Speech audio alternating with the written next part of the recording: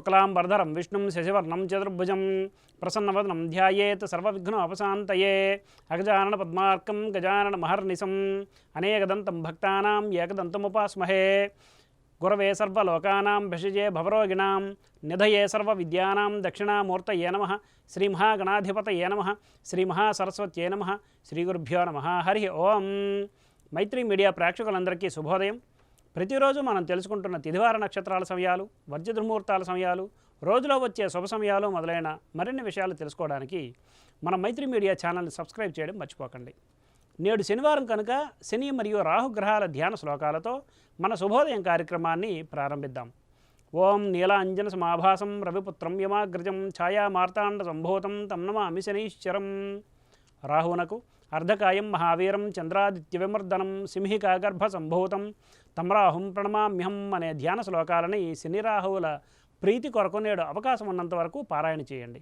ఆంగ్ల తేదీ ప్రకారం తేదీ 27/4/2024 శనివారం, శ్రీ క్రోధినామ సంవత్సరం, ఉత్తరాయణం, వసంత ఋతువు, చైత్రమాసం, బహుళపక్షం, జయతిథి అయిన తదియ ఉదయం 6:40 వరకు ఉన్నది పిమ్మట చవితి.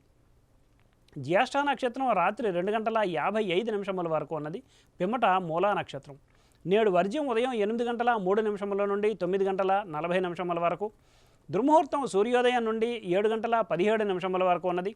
నేటి సూర్యోదయం 5:36 కాగా సూర్యాస్తమయం సాయంత్రం 6:13.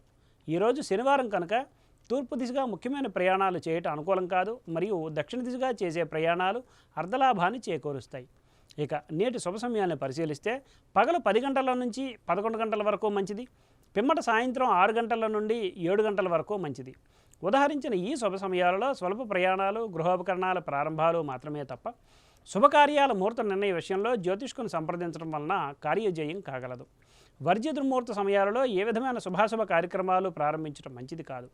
నేడు సంకటహర చతుర్థి పర్వదినం కనుక శ్రీ మహాగణాధిపతి స్వామివారి పూజలకు, అర్చనలకు, అభిషేకాలకు అనుకూలమైన రోజు.